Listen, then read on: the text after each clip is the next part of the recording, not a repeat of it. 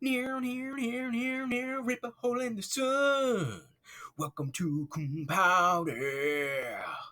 Why would you cum soft when you can cum louder? Yeah. Welcome to Cum Laude. Cum Paude. Joined here in studio. What studio? This studio. By me, Ho. The Firmalicious extraordinaire. The Macho Man, Randy Savage. Yeah. Dame Judi Dench. How's it going, Fermi? It's going well. We're in another week. We got some good games last week, more to come over halfway through the season, and we are ready to see what happens with all of these 3 and 5 teams. What's going to happen? This line that goes through my webcam here is gone. It's going all the way to the top now. It used to only kind of go up to like my armpit. Huh. Yeah. Man, we've got a good show though here. I'm excited about this. We've got a lot to talk about. It's going to be a quick show though. Going to be a quick show. No interview this week, and part of that is just aligning schedules. We've got our booking agent out there working on 2 special guests, kind of a tandem interview that we're going to have. Little teaser, sprinkle a little teaser on the money line here. Where won't necessarily be a league member. Oh, Who's going to be coming in for an interview? Yeah, who could it be? I guess we'll find out. But will be something that I think everybody will enjoy. But we're going to get through this one here pretty quickly, and I think we should probably roll right into it. Don't you think? With the fastest 7 minutes, cue that music. All right. Last week we had Dame Judi Dench going at the hammy times. Hammy was given 18 points. We took Judi Dench to cover that, and they could not. Hammy time wins 116-96. They do what they needed to do, get the wins. Josh Allen and Steph Diggs get the overload to finish out the week to get the lead. And Taysom fucking Hill, is he a wide receiver? Is he a quarterback? Is he a running back? Yes. Puts up over 20 points, gets a clutch out. Hammy time gets a much-needed win to go towards that 5-9 goal that they've had set for themselves from the beginning of the year. Dame Judi Dench loses, no surprise. Danny Jones in the second quarter gets 1.8, 1.9 points out of him, but another valiant effort for the Dames, adding to his 9th player to the IR for the year. Expand those spots. Time to expand. I would love to have 9 IR spots and then just have a ton of just people in that hot waiver wire action with my zero fab. Moving on, we've got John Wilkes-Tooth going at the ESPN 2 of the bottom of the barrel teams. ESPN was giving 6, and they needed a hell of a lot more. They lost 114-64. Joe Burrow is back at it. He is here to play. He started out slow, and he's putting up big points now. And then Tank Dell came to feast with the Houston Texans with C.J. Stroud. Those are Tank. Tank did it. ESPN, no scoring from any of their big players. Cooper Kupp, otherwise. Mahomes getting 19. You want to expect a little bit more out of there. There's just no running back depth at all with ESPN. They need to start shaking things up.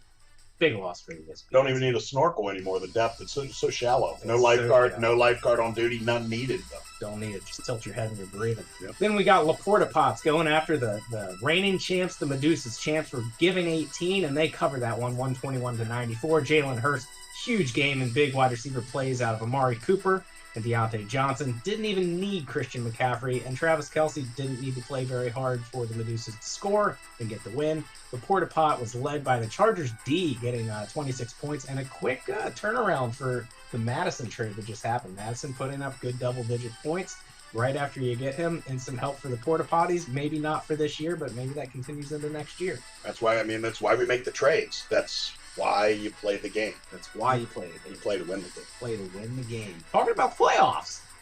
Then we got the Scrotums and going after the Big Dak Energy. This is a big matchup here going with Big Dak's just putting out monster points week in, week out, winning a lot of those weekly totals. Big Dak was given 12 in this one, but the Scrotums came here to play with a big win, 138-95. C.J. Stroud did it all, though. Put up 51 points. Wow. C.J. Stroud, 51 points. That's amazing. Enough said there. But then 38 total combined points out of their kicker and their defense. This was a statement game for the Scrotums. They only need a kicker, a defense, and a quarterback, and they won this game. Big Dak super deep, but Midland production all around for that team. They got power out of Josh Jacobs that you want to see. He's starting to play better, and A.J. Brown is the quiet number 2 wide receiver in the league. Puts up another 17, 18 points. Scrotums gets the win. Continues to move up that ladder.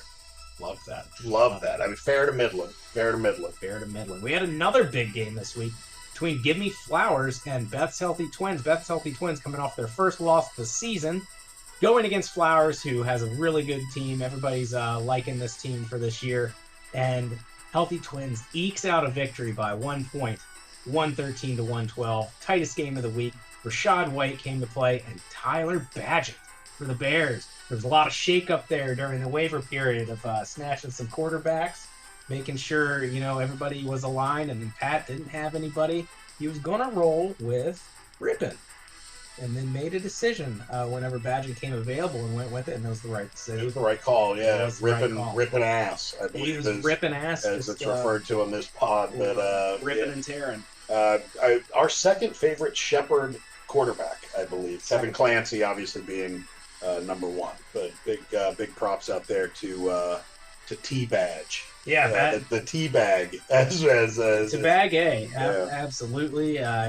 Showed that they could play against somebody other than the Colorado School of Mines, but still brought some of that game. By the end, they started out hot, but ended up with quite a few interceptions. So we'll see if Beth's Healthy Twins returns with the T-Bag or goes with Kyler Murray. I mean, I feel like you got to play the hot hand, not the cold one. Hey, I'm starting the T-Bag, and Call of Duty, I believe, comes out tomorrow night, right? And so obviously it could be time for Mr. Lipton, a little extra T-Bag for a little extra long. T-Bag. I wouldn't risk it on Kyler on a Call of Duty week, but Flowers, put up a good game. CD had great action. That's 2 weeks in a row that CD's putting up points, and once again another team that had quite big production out of kickers and defenses. So continues to go to the words of that narrative of, do we like kickers, do we like defenses? A lot of teams benefit from them this week, so I think you might say that maybe we keep them around for a little bit longer.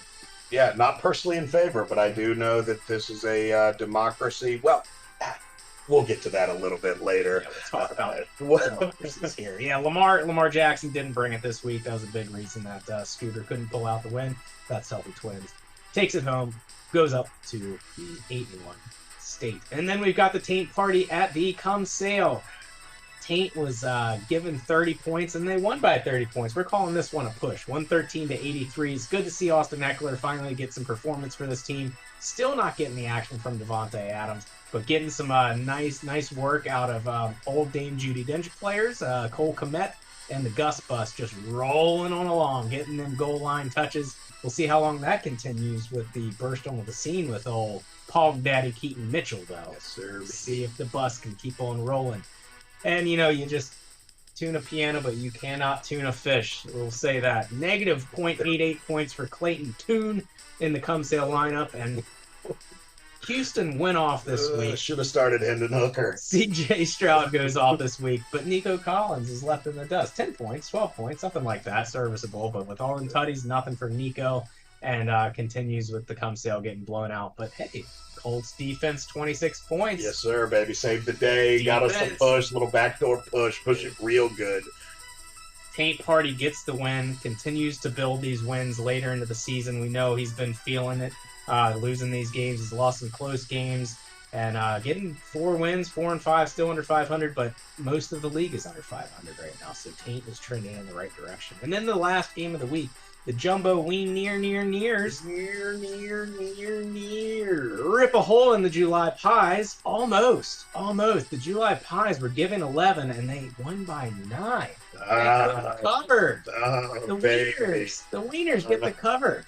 Getting it done at home, but not getting it done on the books, which we don't like, and we will remember this. It is tough. We will remember this. Tough. A low-scoring tight one for the former tight ends, and now the Jumbo Wieners trying to loosen up the tight ends. And Ramondre 3000 gets a huge game there, and the Tiger King is back.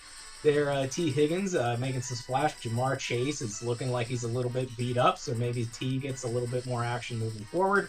And the Wieners loses their quarterback early yet again, going with Jaron Hall, getting concussed and leaving the game early. That not only hurt the scoring for your quarterback, but Jordan Addison maybe gets beat up by that, but Josh Dobbs came in and did his thing. Josh Dobbs likes to run the ball, so maybe that doesn't help the receivers too much. So just, get them Browns out of here. You don't need them. Let's go Vikings. The anti-Flacco, I believe, is what they're calling. Is that what Joshua they're calling? Dobbs? Yeah, That's about fitting. Yep, baby, man. We did have some games this week. Obviously, Nick's picks. We're going to remember the July Pies failing to cover this one at home when the other quarterback goes down in the first quarter and still can't get the cover. Come on, guys. But I tell you what, man, we are building that standings jumble, getting some guys who are fighting for those playoff spots, getting themselves in the right position. But man, it's going to come down to the last couple of weeks to really see who is going to be getting into the playoffs and who's not. Let's talk Probably about not me. It might not be you, but hey, you're in it right now.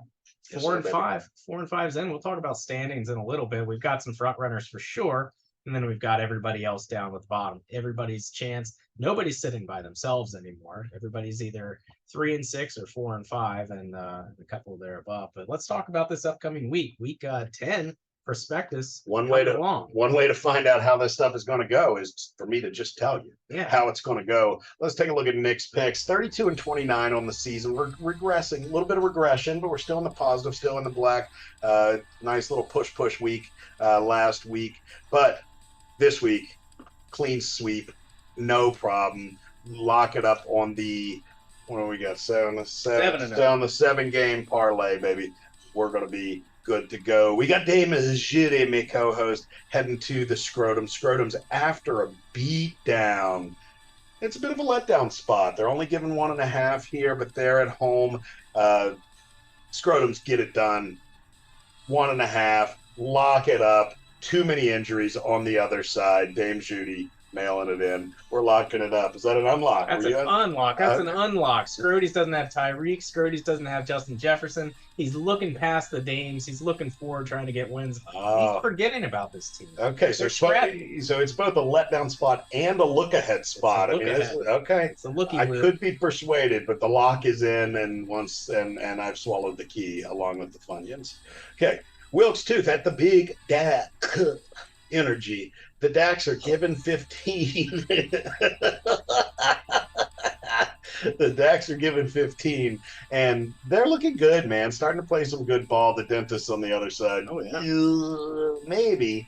They've got the occasional ability to pop up a week here or there, but man, this is going to be a fucking beat down. They give him 3 touchdowns at least. Dak at home, lock it up by 3 tutties. I don't care. I'm all spreading that up.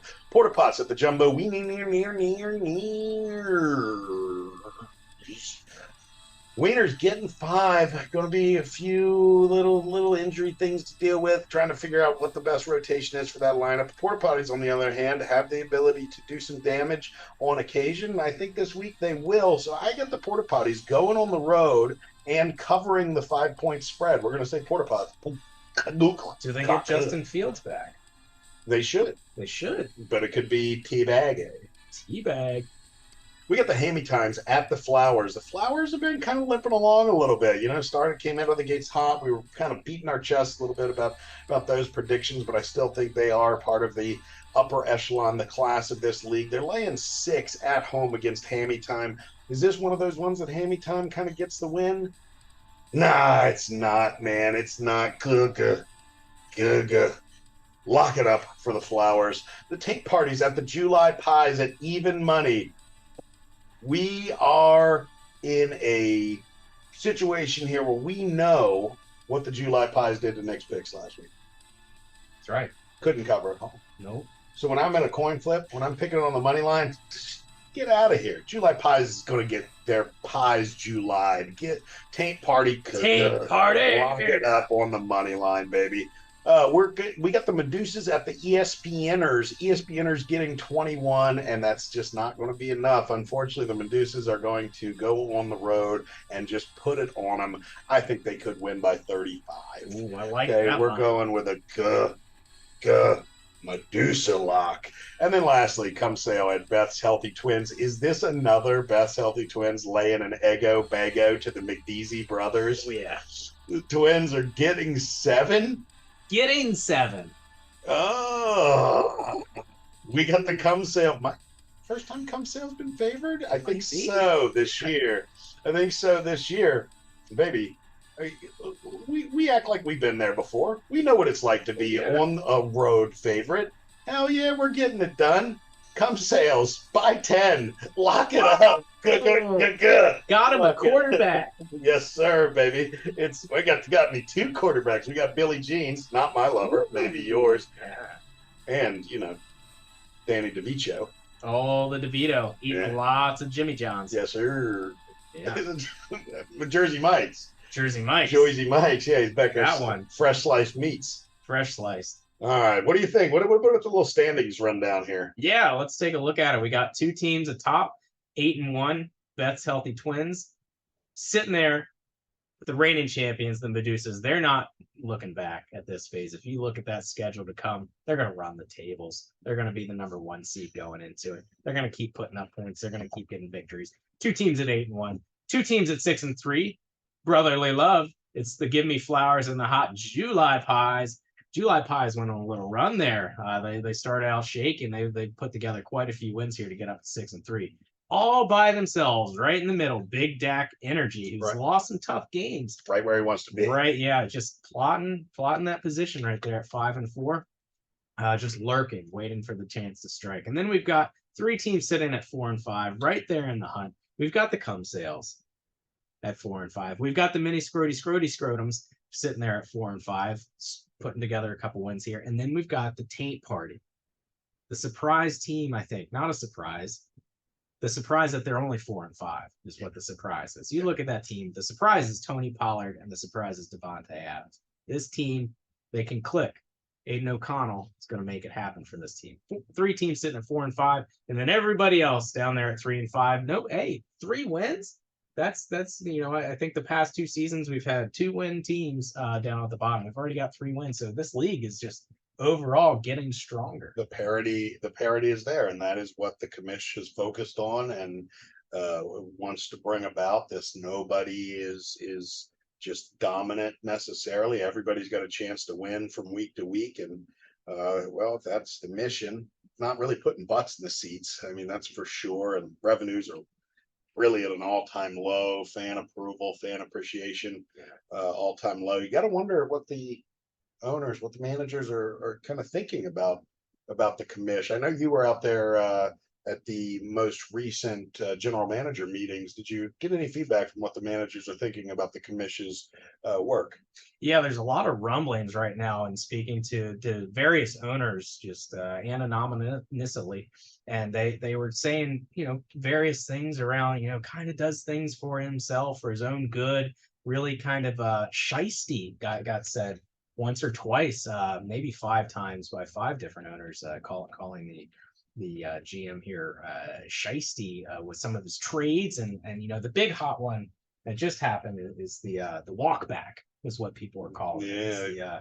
Let me bend you over a barrel and show you the 50 states with this trade here, and then an hour later, let's walk it back a little bit. Hey, let's fix it for you. Walk hard.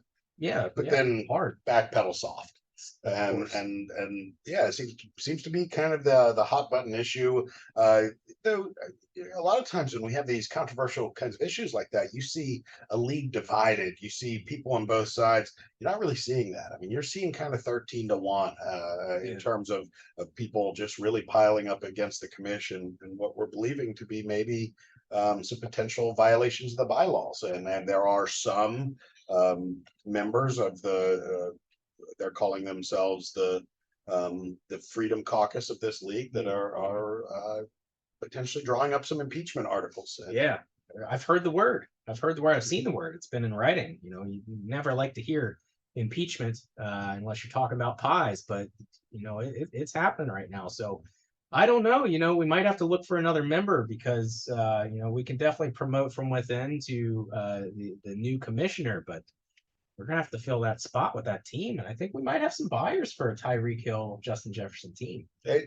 think there should be no problem. I mean, it was a big step over the last few years for the commish to rename his team from what was a previously just a heinous racial epithet. And now, however, we still see that pretty much most of the managers just don't like it. And he has solidified himself as the Dan Snyder of this league. But we'll see how that plays out. We don't have strong opinions here. We're just asking questions.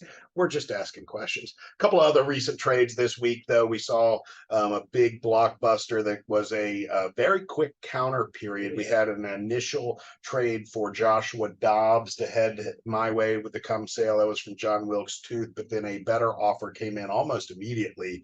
Came in via sleeper proposal, really within a minute after the announcements. I mean, somebody was on it, ready to leap. Little bit of back and forth, and ends up with Willie Levi's heading my way, and then a couple of draft picks and Tank Bigsby. Not the Tank you necessarily want this year, but in the future, I mean, we could have a lot of Tank parties. Frank the Tank, for sure, going in there. Good handcuff for the July Pies. You can see why he wanted him, backing up ETN out there. But yeah, Tennessee found their guy in Billy Jeans, we think. So could be some promising moves here for the Cum sale. Desmond Ritter 2.0 for the Cum sale. Loading. We're ready to rock and roll. Should be some more stuff going along here, and some rumors, some more trades. But I think we're really looking forward to a hard push here towards the playoffs, and with pretty much everybody still in contention. Exactly what you want to see. We love it. Anything else for the good of the order? We just like the parity. Everybody can win. Anybody can win. I proved it when I beat Pat. And we're going to prove it again. And we're going to prove it again when the Cum sale beats the Pat. Hell yes. Good luck to everybody. Have a good week 10. Everybody gets a win.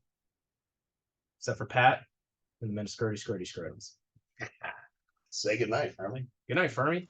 Thank you for listening to the official podcast of the Public Honors College Fantasy Football League. Cum quickly, cum often, and cum loud.